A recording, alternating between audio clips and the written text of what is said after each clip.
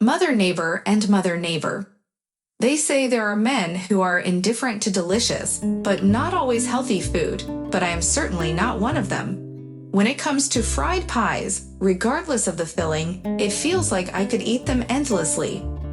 My wife, Tamashka, tries to indulge and please me with pies, but understandably, she doesn't let me eat flour every day. So in secret from her, like a mischievous child fearing the wrath of a strict mother, I seize the moment and make my way to the nearest bus stop. That's where Irma Maximovna sells her delightful pies. Today, I took advantage of a moment when Toma was engrossed in a phone conversation with her friends, and went for a leisurely walk to buy a couple of pies. It wasn't a long journey, and I had no rush. The anticipation of devouring those fried pastries is like a ritual for me. As usual, I contemplated and debated with myself about which fillings to choose today, sweet or savory. Meanwhile, thoughts of Irma Maximovna herself, the creator of these mouth-watering fried pies, filled my mind. Our acquaintance began when Maximovna, as she introduced herself back then, worked as a janitor in our neighborhood. Diligent and responsible, she quickly became a beloved figure in the entire community. Everyone knew her, respected her, and never missed a chance to engage in a conversation. Although she was always there to listen, she seldom revealed much about herself, almost nothing in fact. I even suspect that no one really knew where she lived, whether it was far away or close to our neighborhood. With her cheerful and easygoing nature, Maximovna continued her janitorial work until the management finally compelled her to retire 6 years ago when she celebrated her 65th birthday. On her well-deserved vacation, she left the broom and shovel to another worthy woman, whom I mentioned in my previous tale, mission to save the cleanliness of our yard. Since then, Irma Maximovna started appearing more frequently at the bus stop, offering a diverse selection of fried pies, at least by my standards.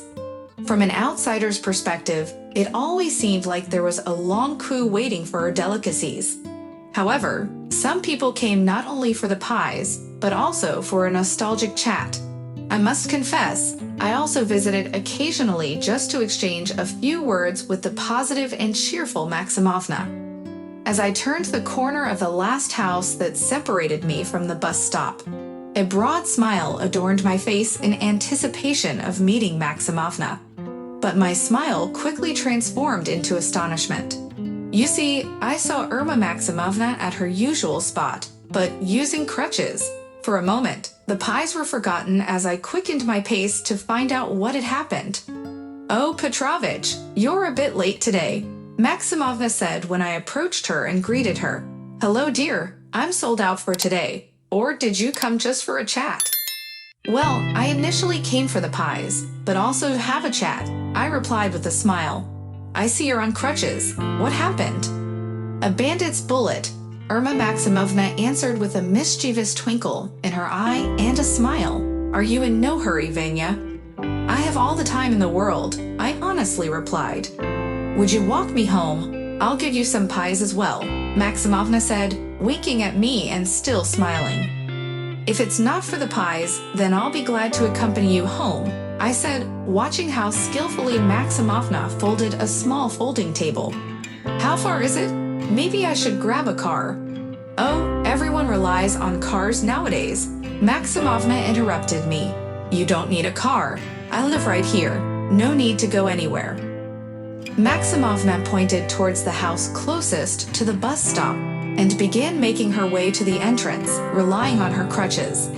I tried to assist her as best I could, but she trusted me only with carrying the table and the tray. She adeptly handled the crutches herself and briskly walked towards the entrance. "So what happened to your leg?" I wondered once we were inside the elevator, ascending to the 7th floor. "If I tell you the truth, you'll burst out laughing," Maximovna replied with a wide smile. "That's why I tell everyone that I got hit by a stray bandit's bullet. Actually, I was trying to skate with my grandson." "Wow," I chuckled. "Indeed, the gangster's bullet sounds more believable." "Go inside the apartment. Maximovna continued, heading towards the bathroom. I'll just wash my hands. I'll be quick, just to grab some pies, I responded, feeling a hint of awkwardness. You said you had all the time in the world, Maximovna retorted, turning to me at the bathroom door. Choose whichever men's slippers you like. I couldn't help but notice the luxuriousness of the renovation in Irma Maximovna's apartment. In an old building with equally old two-room apartments, the remodeling was exceptional and modern. The wallpaper, furniture, and textiles were tastefully chosen, and everything had its rightful place. Despite there being approximately 5 pairs of men's slippers and an equal number of women's slippers of various sizes in the shoe cabinet, it was evident that Maximovna lived alone. The entire atmosphere of the apartment hinted at it. As I walked from the hallway into the room with an open door, I was once again taken aback. It wasn't just the renovation that astonished me this time. The walls of the room were adorned with a profusion of photographs. There were both black and white vintage pictures and colorful modern ones. I recognized Maximovna in some, while others presumably featured her husband and, as I inferred, her children. I couldn't resist delving into a detailed examination of the photos. Let's go to the kitchen, Vanya. I'll put the kettle on and whip up some pies in no time, said Maximovna, appearing in the doorway of the room. What do you mean, whip them up? I asked, unable to hide my surprise. You said you have pies at home. You don't have to make them specifically for me. You're on crutches. Besides, it's an honor for me to have personal pies. Oh, listen to you rambling. Maximovna smiled. I'll make pies for my grandson when he comes too, not just for you. Don't be modest and let's head to the kitchen. The kitchen walls were also adorned with numerous photos from different periods. They were framed differently, but it didn't detract from the overall impression. While Maximovna set the kettle on, I curiously examined the faces captured in those pictures. My children, my beloved ones, my grandchildren, and even my great-grandchildren. Maximovna broke the silence, noticing my interest in the photos. 1, 2, 3. I started counting aloud, trying to discern the I wasn't born here, Vanya. I was born far away from this place. When my father returned from the war in '45, he discovered that my mother hadn't been able to save any of her children. And there were 6 of us. My mother was devastated, or so I was told by my aunt, my father's older sister. My father, after suffering a concussion and multiple wounds. Well, he said he wanted to leave a legacy behind, having fought for his homeland. Mom laughed at the idea back then, but it's a joke. Mom was already 41, and Dad was 4 years older. They had been trying for 6 years. Can you imagine, Vanya? They tried to bring me into this world for 6 years, and then, in '51, I was born. To my father's joy and sorrow, my mother passed away during childbirth, and that's how I became my father's daughter. Well, that's according to my aunt. I don't have any memories of my father at all. I wasn't even 5 years old when he passed away. My aunt tried to take me in, but it didn't work out. I had no other relatives. My aunt had lost her own family during the war, so it was just the 2 of us. She used to visit me at the orphanage and write letters, telling me about her parents. After I finished the orphanage, I went to college. As an orphan, I received an apartment and pursued a degree in teaching. My aunt was far away, but she raised me well. She told me to be cautious with boys and with everything else in life. I promised her that I wouldn't get involved with boys until I graduated, and I kept my word, although I did have one suitor. Yes, Vanya, only one in my entire life. We were together in the orphanage. He didn't even dare to be friends with me back then. He was 3 years older. I had forgotten about him completely, and then, when he was serving in the military, he found me. He confessed his love. He was afraid I wouldn't be alone, so we secretly met without my aunt's knowledge, and we didn't get married. When I turned 23, my aunt came to visit me on my birthday. She always made an effort to see me on such occasions. Even though she was already quite old, she was about my age. That's when she met Vasia. I was already working as a teacher, and Vezia was a foreman at the factory. In short, my aunt approved of my choice and gave us her blessing. 3 months later, we got married, and when I was 24, I gave birth to Leonetka. My happiness knew no bounds. It was what my father had dreamed of, leaving behind an heir and continuing our lineage. And my Vesenka was overjoyed. When he took me home from the hospital, he said he wanted to build a family with as many children as possible. He made it clear that we would keep having children as long as my health allowed. So we had Mirnavka in 78, Stasik in 80, and Tinechka in 82. I don't know how many more we could have had, but then I fell ill.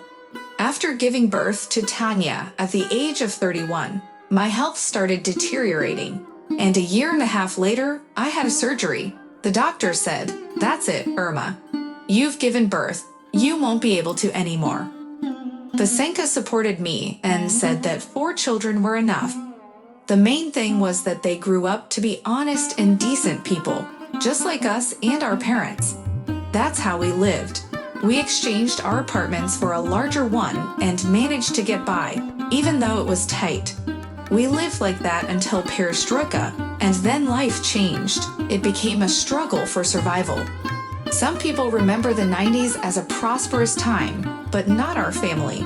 In 91, our eldest was 16 and studying at a technical school. The youngest was 9 years old. I had a teacher's salary, but it wasn't consistent. I won't even mention Vesenka. He had no income. And there were 4 of us, you know Vanya. So Vezia decided to start doing odd jobs, anything to provide for his family. If anyone had bad luck in life, it was probably my Vesenka. He didn't tell me what he was doing or who he was with. One day, he came home and said he had to urgently go somewhere. He mentioned something about being involved in some serious business. To make a long story short, we didn't even have time to decide where to go for a few days, and it was already too late. They killed my Vesenka.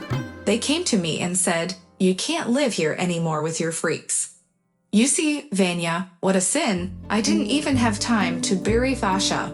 I couldn't. Those bastards said no one would ever find him, even if they were looking. They gave me an hour to pack our things and watched as I tearfully and with trembling hands gathered a few belongings and documents. Thankfully, I managed to ask for a bathroom break. Vesenka used to keep some money hidden in the toilet cistern for emergencies. I stuffed it in my underwear, collected the children, and at night, we left our home, forever. We spent the night at the train station and boarded the morning train to my aunt's place. I thought about seeking help from my colleagues and friends, but I was afraid those monsters would find me there too. So I decided to flee. We arrived at my aunt's house unexpectedly. She was happy to see us, but saddened by the reason for our visit. My father would have turned 91 in 91, and his sister, my aunt, was 3 years older. You can do the math, Benya. She remained in her right mind until the end, despite her advanced age. We called for an ambulance because she was agitated and emotional. A couple of days later, she passed away. I made all the arrangements for her funeral with whatever money I had left. I stood at the cemetery and wept. For my aunt, may her soul rest in peace, and for my own fate. When I returned to my children, I composed myself and decided that I would endure any hardship, but wouldn't shed any more tears. My aunt left me the apartment, so I'm the owner now. At least I didn't have to worry about housing. But work, I couldn't work because I had no one to look after my children. All I could do was try to get by somehow. I was good at knitting, so I decided to take on some knitting orders. Of course, people didn't want to pay me what I deserved, but it was better than nothing. And I still had to knit clothes for my children. They needed something to wear. That's when I decided to try selling pies for the first time. I didn't have a variety of fillings, you know, but liver pies were popular. And oh, how well my pies sold. I would make them in the morning, sell them. I decided to organize a gathering on Saturday where I could treat my own children and the neighboring kids to grilled pies. When I arrived home, I was surprised to find a house full of children. I thought to myself, my kids are quite sociable. They had taken it upon themselves to bring the entire neighborhood together for a visit. But it was partly my fault for not specifying the number of friends they could invite.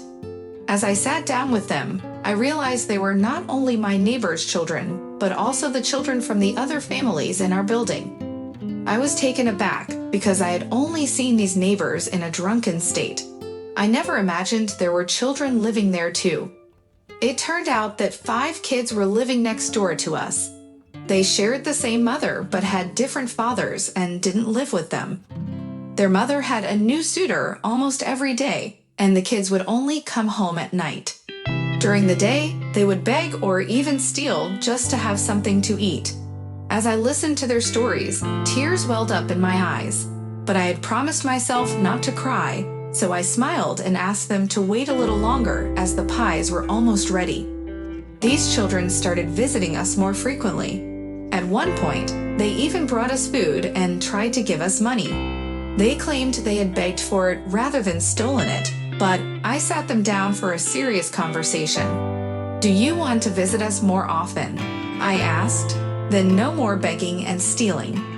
Let's live honestly so that we don't look back on our childhood years with bitterness. Study hard so that you can build a better future for yourselves. The rest of the past we'll have to leave behind. If you agree, we'll make that our decision. You can come, and I'll continue to feed you and help you with your studies. If you don't agree, I won't even acknowledge you anymore. Can we stay overnight at your place?" Ina, the oldest of the neighbor kids, asked me. "We have nowhere else to go.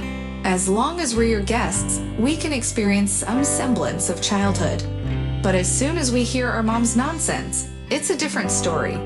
Do all of you want to spend the night here?" I asked, surprised. Before I could even receive an answer, I asked another question. "And what about the stealing and begging?" "It's not by choice, Aunt Irma," Ina replied. "I'm turning 16 soon, and I can at least go to a technical school and stay in a dormitory." "But what about the younger ones? They are 13, 12, 10, and 9 years old. Where will they go? Sometimes I can protect them or yell at our mom. But if I leave for school and move out, I won't be able to study.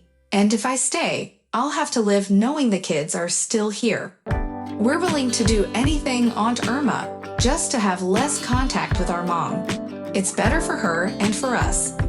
Do you have any other relatives besides your mom?" I asked, horrified by what I had heard. "Just you," Ina answered briefly. "Our mom has a brother. We tried talking to him and asked for help in dealing with our mom. But he said he's waiting for our mom to die so that he can take over the apartment for himself, as if it was their father's house. He said the more he drinks, the sooner he'll leave the apartment. And if we approach him again, we'll end up in orphanages before our mom is gone. There's no one else." "What about your fathers?" I directed the question specifically to Ina. "Who knows who they are or where they are? Even our mom doesn't know who they are," Ina answered, looking away. "I hear you," I said. "Ina, you and I will talk again tomorrow. I need to find proper sleeping arrangements for all of you, not just the floor. Even the floor is better than what we're used to." Ina pleaded. "You have to understand, ever since you came here, you've become a mother to us, just like our neighbor mother." Ina cried, and all her brothers and sisters cried along with her. From that moment on, we lived like that for nearly 2 years. I managed to find work as a janitor. It wasn't much, but at least they paid me regularly. The older children helped with sweeping and shoveling snow. The girls shared one room with 5 of them, while the boys occupied the other room with 4 of them. And I found myself back in the kitchen. Then my eldest, Leonica, joined the army. Ina continued her studies in medical school, but before that, she worked as a nurse at a polyclinic for almost a year, and that's when our neighbor passed away. At first, we thought she had just gotten drunk, but it turned out there had been a drunken brawl, and she hit her head on a corner. As promised, her brother took over the apartment and began renting it out. I had one difficult and complicated conversation with him.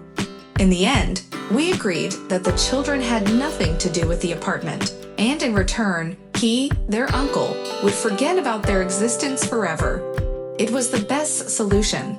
Otherwise, all four of them would have ended up in an orphanage, as you can see. That's how we lived, survived, and managed to get by. Some of the people in the neighborhood where I worked would give us clothes, while others from the dacha community would bring us vegetables and fruits. And so, we continued our lives. Then, 2 years later, around 95, a lonely grandmother lived nearby. She had many relatives, but they had all forgotten about her. She had difficulty walking and couldn't even go to the store. So I started going to the store for her, buying groceries and toilet paper. One day, she said, "I feel like I'm going to die soon, Irma. Take me to my dacha one last time. I want to see what's happening there. I've made an arrangement with a neighbor to drive us there. You just come with us."